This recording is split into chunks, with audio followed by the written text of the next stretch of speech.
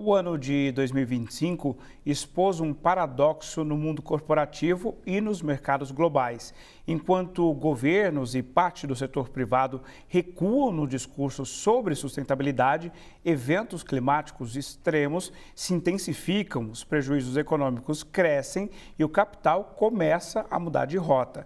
Em meio ao silêncio dos executivos e às incertezas regulatórias, investimentos em energia limpa e novas tecnologias batem recorde, sinalizando que a agenda ambiental pode estar deixando o campo da retórica para se tornar uma questão de estratégia, competitividade e sobrevivência econômica. Para entender o que realmente está em jogo nesse cenário, eu converso agora com o Carlo Pereira, que é especialista em sustentabilidade. Carlo, muito obrigado pela sua presença aqui, muito boa noite para você.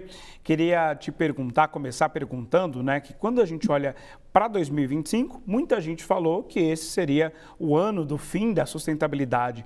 Essa leitura faz sentido ou ela distorce o que realmente está acontecendo nas empresas e na economia global? Boa noite. Renan, boa noite a você, a todo mundo que está aqui nos assistindo também, todo mundo ali esperando, né? O peru, a leitor, já todo mundo ali no preparo, né? Olha só, de fato foi um ano bastante difícil para a agenda da sustentabilidade, né? Para a agenda ESG, de sustentabilidade, como queiramos chamar, tá? E por que isso? Porque a gente viu a agenda da sustentabilidade sob um ataque muito forte, né? Se aproveitaram da narrativa da agenda de sustentabilidade para criar uma contranarrativa onde valores ali mais conservadores foram utilizados para que então, por exemplo, a agenda de diversidade, né, ela fosse então levada para um campo de batalha até político, né? A gente viu isso acontecendo nos Estados Unidos, como por exemplo com o governador da Flórida, né? Então ele se usou dessa pauta para criar uma narrativa política, né? Então isso foi muito ruim, né? E não só isso, também a gente vê, claro, com o advindo aí do presidente Trump, a gente vê que isso também ele usou muito dessa narrativa. A gente se lembra que há pouco tempo, pré-COP30 em Belém, dele falando então que crise climática era a maior enganação, né, que já existiu no mercado historicamente. E a gente sabe que não, como você deu alguns dados aí. Então, quer dizer que essa agenda, vamos sempre lembrar aqui, back to basics, né? Sustentabilidade, a gente fala do tripé ambiental, social e econômico, tá? Então, a gente tem um olhar para as pessoas, tem um olhar para o ambiente, sem nos esquecermos da parte financeira, tá? Então, uma agenda para as empresas, tá? Então, o que a gente viu acontecer? Essa parte focada muito nas pessoas, ela sofreu um ataque muito direto, tá? E essa não só sofreu um ataque teórico, um ataque de narrativa, como sofreu de fato na prática, tá? Então, a gente viu várias empresas desinvestindo fortemente nessa agenda, tá? Ou desacelerando. Então, por exemplo, trazer um dado aqui que demonstra isso claramente. Nos últimos anos, globalmente, né, a gente viu que os novos assentos de conselheiros, né, ou conselheiras, né, estava indo muito para mulheres, né, ou para outros marcadores identitários, como, por exemplo, pessoas negras. Esse ano, isso volta a cair, depois de uma série histórica aí nos últimos anos de uma ascensão com relação a isso, né, das pessoas minorizadas ascendendo a esses postos, né? Agora, a questão ambiental, ela sempre foi de um pragmatismo maior, tá? Então, por isso que eu sempre escuto falar assim, não, mas a agenda ambiental tem um investimento muito mais alto. É porque a gente está falando de projetos aqui, como, por exemplo, a construção de uma usina eólica, a construção de enfim, um parque solar e coisas dessa natureza, né?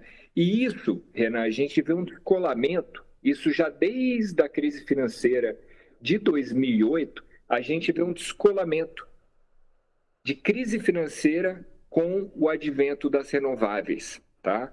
Pela primeira vez. Antes o gráfico era assim, tinha uma crisezinha econômica, as renováveis também sofreu muito. E ali em 2008, a gente vê esse descolamento. Por quê? Porque as renováveis, Renan, elas passaram a ser mais baratas do que energia fóssil em todo lugar do mundo.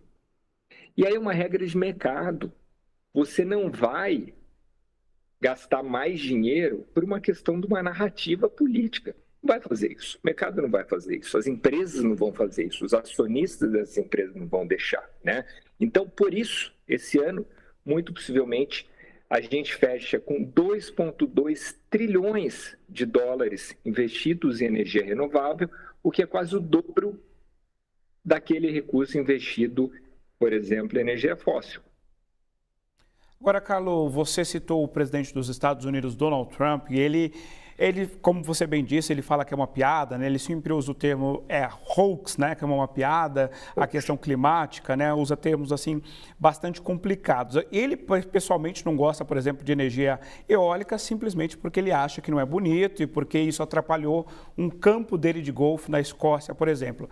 Mas os Estados Unidos mudaram nessa direção, enquanto a China continua investindo e muito em energias renováveis. Você acha que a gente pode chegar num cenário que você tem uma divisão no mundo, essa visão do presidente Donald Trump contrária, a China liderando ainda mais esse setor e os Estados Unidos podem eventualmente se arrepender de não entrar de vez nesse mercado, especialmente com essa visão do presidente Donald Trump? Eu não tenho nenhuma dúvida com relação a isso, né, Renan? Assim, com relação ao recuo muito grande por parte dos Estados Unidos, tá? Eu não estou 100% convencido. O que, de fato, o governo federal, né, dos Estados Unidos está fazendo é o quê? É derrubando algumas legislações que estavam ali vigentes, né? Então, por exemplo, o IRA, né, que era o Inflation Reduction Act, né, que o presidente Biden, então, colocou, que incentivava muito, sem dúvida nenhuma, a sustentabilidade como um todo, e dentro disso energias renováveis, né? Então, o que ele pode quebrar disso, ele está quebrando, né? Então, vários incentivos para energia eólica, como você citou, para também carros elétricos, né? A gente lembra do embate dele, então, com o Musk, com a Tesla, né? Então, a gente vê que ele está tentando fazer isso. No entanto, dado os Estados Unidos, uma federação funcional como a gente vê que os estados em si, eles não estão reduzindo isso, tá? Uma coisa que parece, né, contraditório e que é interessante da gente ter em mente, o estado que mais instala energia eólica e solar, a gente poderia falar em quem? Califórnia. Não é o Texas. É o Texas, né? É o estado onde é o estado do petróleo. E por quê? Por uma questão econômica, né? Vamos lembrar, Renan, o primeiro mandato do presidente Trump, ele falou que vamos reativar as indústrias e as usinas a carvão. Fez várias legislações, fez aquele show que ele faz ali, né, na Casa Branca, foi até estados que são ali produtores de carvão. O que aconteceu? Nada moveu, né? Os empregos voltados à energia fóssil, especificamente carvão ali, eles não retornaram, porque o mercado já tinha andado nesse sentido. E aí, indo para a China, como você bem comentou, a China, há muito, ela entendeu, né, que esse era o futuro e começou a investir fortemente nisso, tá? Então, 70%, por exemplo, das tecnologias voltadas à sustentabilidade, voltadas às energias renováveis, né, energias limpas em geral, elas estão na China. Então, na China, para ter ideia, se coloca ali mensalmente de energia solar que os Estados Unidos coloca de capacidade nova em um ano, né? Então, assim, é um investimento muito grande. Agora, quando a gente fala em energia, a gente está no momento, Renan, que a gente tem que lembrar que a gente fala muito em transição energética. A gente está num mundo, numa conjuntura atual, geopolítica, que, na verdade, o foco é o quê? Não a transição energética, mas sim a segurança energética, né? Ou seja, você quer garantir o suprimento de energia para a tua população. Mas vamos lembrar aqui que o que eu acabei de falar, que a energia mais barata é quem? É a energia renovável, né? Então, uma coisa está intrinsecamente ligada à outra.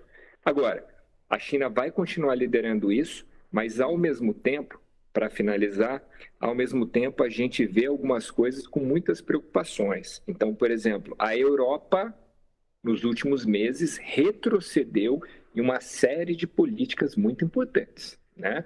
Então, por exemplo, a diretiva com relação à due diligence relacionada à sustentabilidade, ou seja, devida diligência, né? Isso aí foi cotado a 10% da legislação original, né? Quando a gente fala da lei antidesmatamento, também foi basicamente colocada de lado. E agora, muito recentemente, há 2, 3 semanas, então, eles recuaram com a legislação com a meta de excluir carros de combustão interna até 2035. Então, Renan, sustentabilidade está ali, está viva, em alguns aspectos muito forte, né? E se fortalecendo cada vez mais, a China não vai retroceder e, de novo, a lógica econômica vai impedir que haja um retrocesso muito grande. E, para além da lógica econômica, vale um outro ponto aqui. Infelizmente, e você está aí todo dia para nos dar essas notícias infelizes, né? A gente vê eventos climáticos extremos acontecendo mais e mais, tá? Infelizmente, isso é inevitável. Então, por isso que eu defendo, que eu duvido que haja um retrocesso tão grande em energias renováveis, em sustentabilidade em geral. Tá certo, a gente conversou com Carlo Pereira, especialista em sustentabilidade. Carlo, um Feliz Natal para você e agora sim, uma ótima ceia. Feliz Natal, obrigado para você e para todos os telespectadores. Obrigado.